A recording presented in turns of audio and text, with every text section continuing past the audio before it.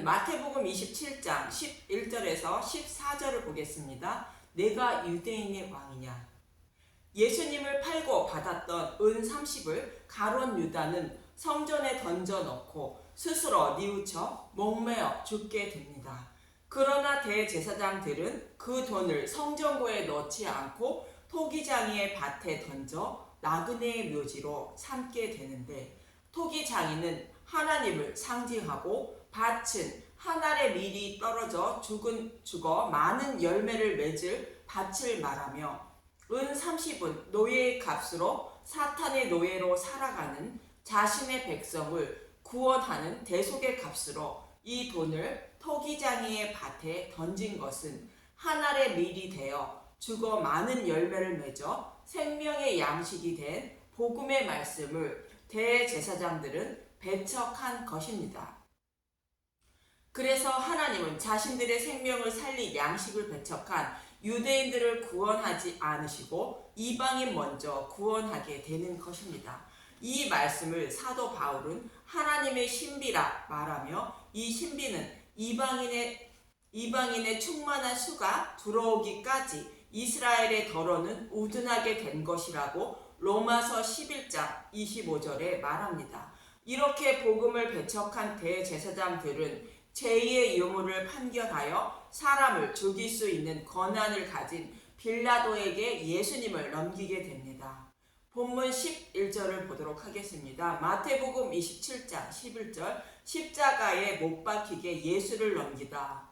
예수께서 총독 앞에 섰음에 총독이 물어 이르되 내가 유대인의 왕이냐? 예수께서 대답하시되 내 말이 옳도다 하시고, 가야바는 두 거짓 증인을 세워 예수님이 신성모독을 해서 죽어야 한다고 판결해 놓고 빌라도에게 넘길 때에는 가이사에게 세금 바치는 것을 금하며 자칭 왕이라는 제목을 씌워 넘기게 됩니다.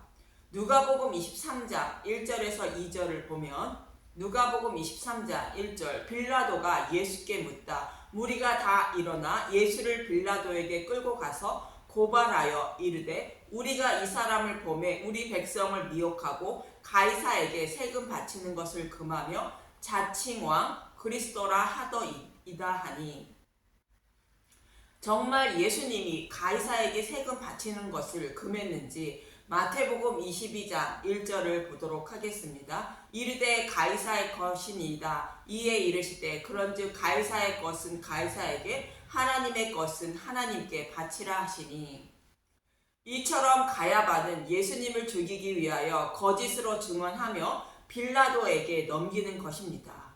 그럼 성경에서 예수님이 유대인의 왕으로 오실 것을 말씀하고 있는 곳은 너무 많은데, 먼저 창세기 37장 6절에서 10절을 보도록 하겠습니다. 창세기 37장 6절, 요셉이 그들에게 이르되 청하건대 내가 꾼 꿈을 들으시오. 우리가 밭에서 곡식단을 묶더니 내 단은 일어서고 당신들의 단은 내 단을 둘러서서 절하더이다.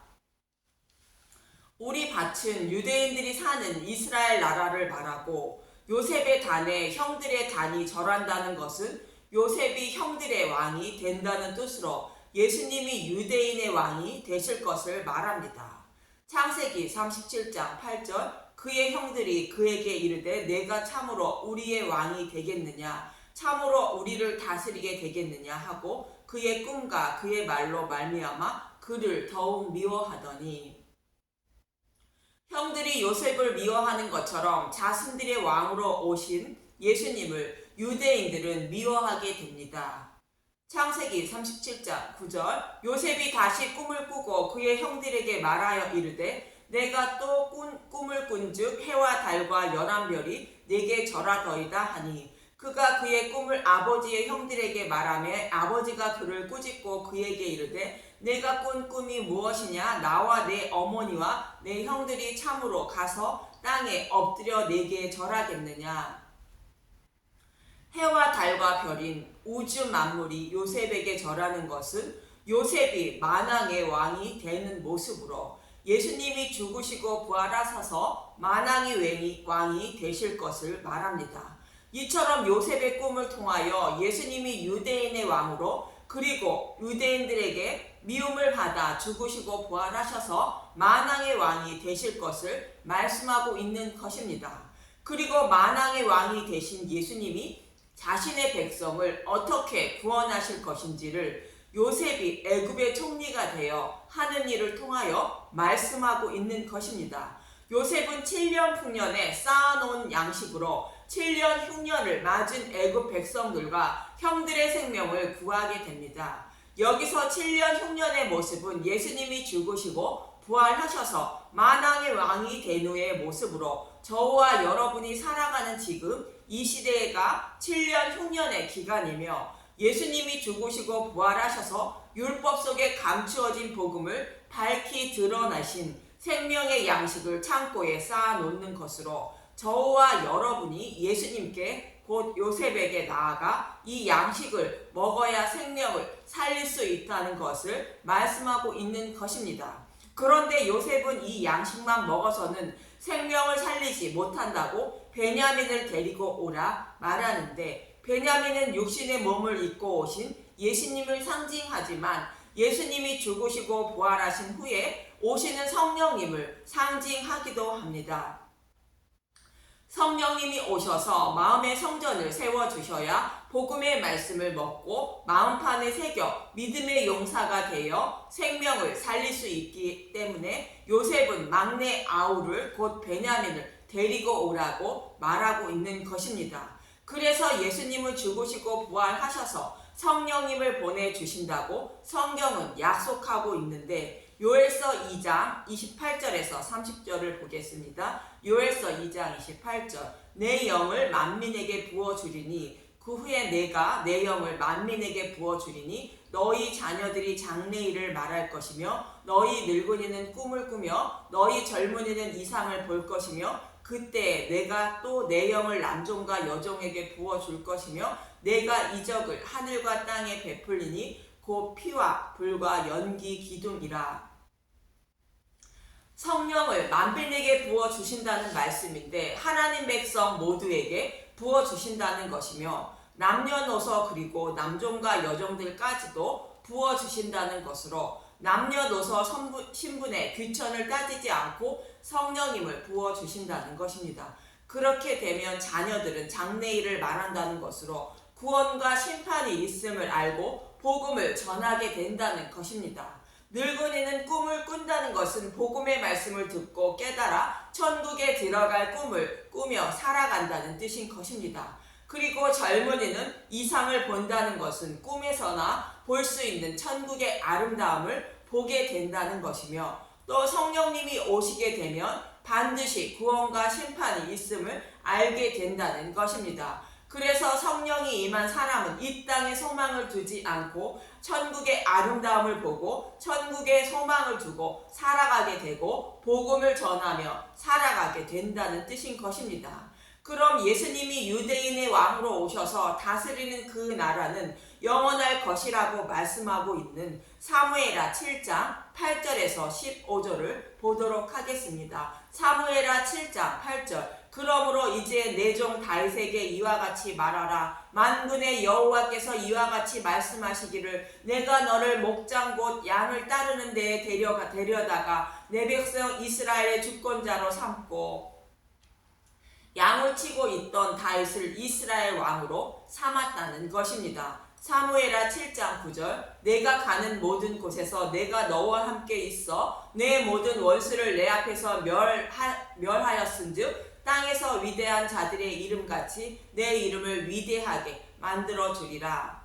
다윗은 모진 고난과 고통을 받았지만 그때마다 여호와께서 승리케 하심으로 생명을 살리게 되어 이스라엘을 통일하고 예루살렘도 정복하게 됩니다. 이 모습은 예수님이 고난과 고통을 받으시며 십자가에서 죽으셔서 사탄의 머리를 밟고 승리하심으로 영적 이스라엘 나라를 세우시는 것을 모형한 것입니다.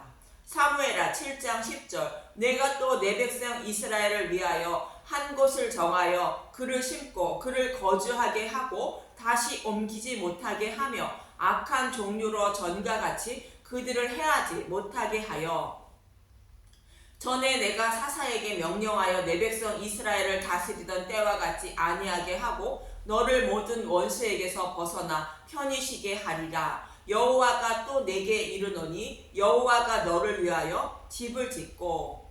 이 말씀은 다윗의 아들인 솔로몬이 왕이 되어 다스리는 나라는 전쟁이 그치고 평안히 살 것임을 말씀하고 있는 것인데, 한 곳을 정하여 그를 심는다는 것은 다윗의 후손으로 오실 예수님의 십자가를 예루살렘에 세워 죽으시고 부활하실 것을 말하며, 부활하신 예수님이 세우시고 다스리는 나라는 이웃 나라에게 빼앗기지 않는다는 것으로 예수님이 사탄의 머리를 밟고 승리하셔서 만물을 다스리는 만왕의 왕이 되실 것을 말합니다. 그리고 여호와가 너를 위하여 집을 짓는다는 것은 성전을 세우신다는 의미로, 눈으로 보이는 성전은 짓는다는 것이지만 성령님을 보내주셔서 마음의 성전을 세워주신다는 것을 말씀하고 있는 것입니다. 그래야 사탄이 다른 복음을 전해도 마음이 흔들리지 않고 오직 진리의 말씀만 따르게 되므로 모든 원수에게서 벗어나 편안히 쉬게 되는 것입니다.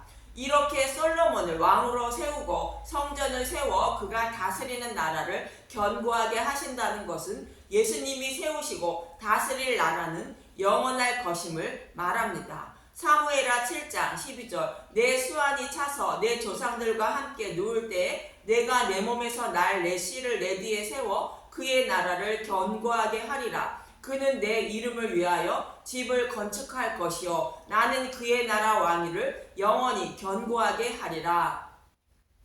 내 몸에서 날 내 씨는 1차적으로 솔로몬을 말하지만 먼 훗날 다윗의 후손으로 오실 메시아가 영적 이스라엘 나라를 세우게 되는데, 그 나라를 견고하게 하신다는 것이며, 또 솔로몬이 하나님의 집을 건축한다는 것은 성전을 세운다는 뜻으로 예수님이 죽으시고 부활하셔서 성령님이 오심으로 마음의 성전을 세워주실 것을 말합니다. 그래서 솔로몬이 건축하는 눈으로 보이는 성전은 마음의 성전을 모형하는 것이며, 성전에서 곧 성막에서 죄인들의 죄를 사함받게 하는 것처럼 마음의 성전을 세워주셔서 복음의 말씀을 가르치고 깨닫게 하심으로 믿음에 이르게 되어 모든 죄를 사함받아 구원에 이르게 되는 것입니다. 이렇게 해서 세워지는 나라는 무너지지 않고 영원히 견고하게 된다는 것입니다. 그러나 눈으로 보이는 성전을 세운 솔로몬이 세운 나라는 바벨론 포로에 끌려가 무너지지만, 예수님이 마음의 성전을 세우시고 다스리는 나라는 진리의 말씀을 듣고 따름으로 우상을 섬기지 않아 영원히 무너지지 않는 것이며 사탄의 포로에 끌려가지 않는 것입니다. 이렇게 마음의 성전이 세워져서 진리의 말씀을 따르게 된 사람들은 하나님의 자녀가 된다는 것입니다. 사무엘하 7장 14절 나는 그에게 아버지가 되고 그는 내게 아들이 되리니 그가 만일 죄를 범하면 내가 사람의 매와 인생의 채찍으로 징계하려니와 내가 내 앞에서 물러나게 한 사울에게서 내 은총을 빼앗은 것처럼 그에게 빼앗지 아니하리라.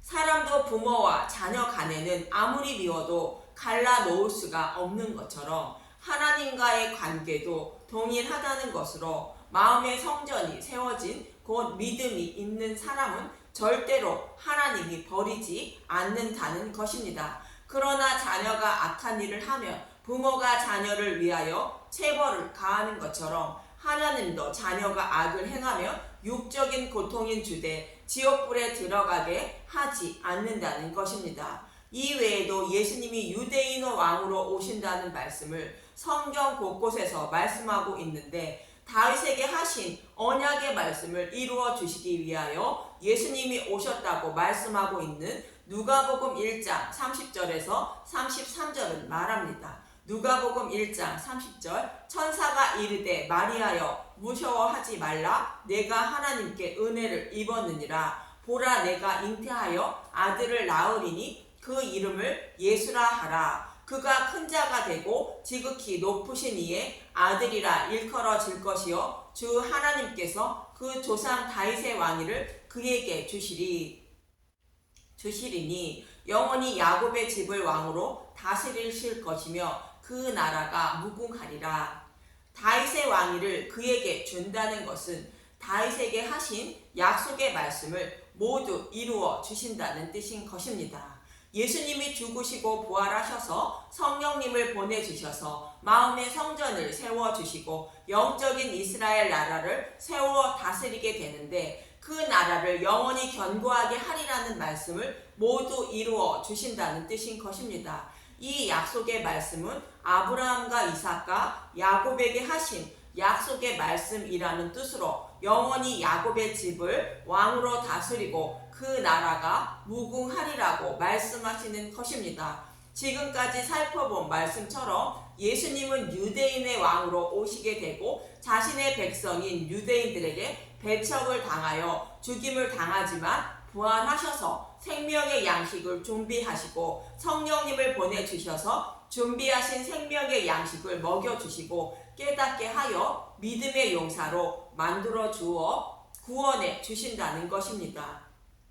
그리고 구원받은 백성을 다스리는 왕이 된다는 약속의 말씀을 이루어 주시기 위하여 예수님은 십자가 대속의 잔을 마시려 하는 것입니다. 본문 12절에서 14절을 보면 마태복음 27장 12절, 대제사장들과 장로들에게 고발을 당하되 아무 대답도 아니하시는지라. 이에 빌라도가 이르되 그들이 너를 쳐서 얼마나 많은 것으로 증언하는지 듣지 못하느냐 하되 한마디도 대답하지 아니하시니 총독이 크게 놀라워하더라.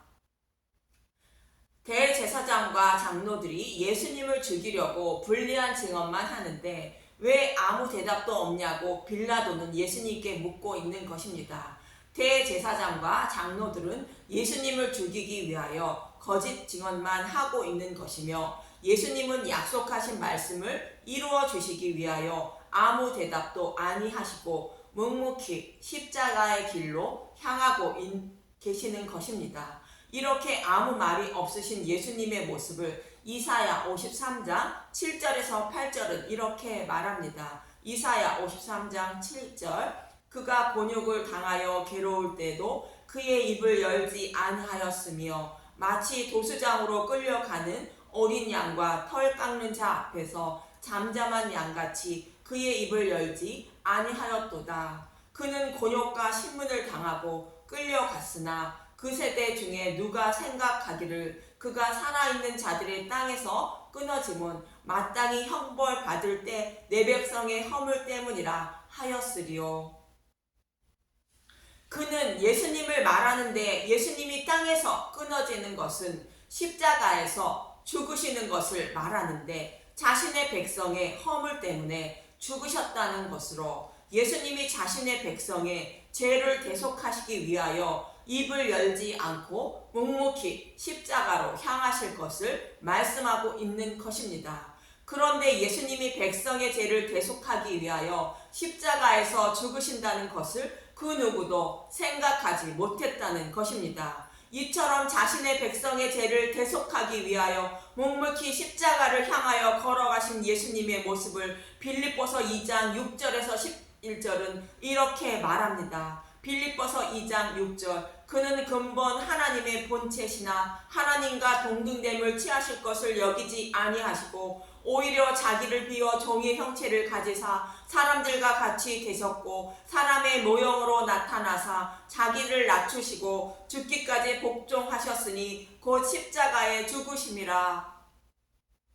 하나님은 타락한 저와 여러분을 예수님의 대속으로 말미암아 구원하실 것을 창세전에 계획하셨고 때가 이름에 예수님이 육신의 몸을 입고 오셔서 그 계획을 이루어 주셨다는 것입니다. 그럼 왜 아무 부족함이 없으신 높으신 하나님이 십자가에서 죽으셨을까요? 아담과 하와가 먹지 말라 한 선악과를 먹음으로 지옥불에 들어가게 된 것으로 그들을 살릴 방법은 오직 하나님 자신이 죄를 대속해 주시는 방법밖에 없었던 것입니다. 그래서 하나님이신 예수님이 육신의 몸을 입고 오셔서 대속 제물로 죽으신 것으로 하나님이 저와 여러분의 자신을 자신의 목숨보다도 더 사랑하고 계심을 십자가를 통하여 알 수 있는 것입니다. 이렇게 저와 여러분을 사랑하시는 예수님이 죽으시고 부활하셔서 만왕의 왕이 되셨다는 것입니다. 빌립보서 2장 9절 이러므로 하나님이 그를 지극히 높여 모든 이름 위에 뛰어난 이름을 주사 하늘에 있는 자들과 땅에 있는 자들과 땅 아래 있는 자들로 모든 무릎을 예수의 이름에 꿇게 하시고 모든 입으로 예수를 그리스도를 주라 시인하여 하나님 아버지께 영광을 돌리게 하셨느니라. 예수님이 저와 여러분을 자신의 목숨보다도 더 사랑하셔서 십자가에서 대속 제물로 죽으시고 부활하셨다는 것을 알 때에 하나님께 영광을 돌리게 되는 것입니다. 이처럼 예수님은 자신의 목숨보다도 저와 여러분을 더 사랑하셔서 불리한 증언하는 소리를 듣고도 아무 대답도 않으시고 묵묵히 십자가를 향하고 계시는 것입니다. 만약 예수님처럼 자신의 목숨보다도 나를 더 사랑하고 있는 사람이 나에게 청혼을 하고 있다면 거절할 사람은 아무도 없을 것이라 생각합니다. 그런데 저와 여러분 곁에는 이러한 분이 계시는 것이며 또 그분이 저와 여러분을 신부로 삼아 주시기 위하여 십자가에서 부르고 계시는 것입니다. 그래서 그분의 부르심을 따라 오늘도 이렇게 그분의 말씀을 보고 듣고 계시리라 믿습니다. 이 부름의 소리를 듣고 한 걸음 달려가셔서 그분의 청에 응하시어 자신의 목숨보다도 나를 더 사랑하시고 계시는 예수님의 신부가 되어 영원히 변치 않는 행복한 삶을 사시길 간절히 소망하며 기도합니다. 감사합니다.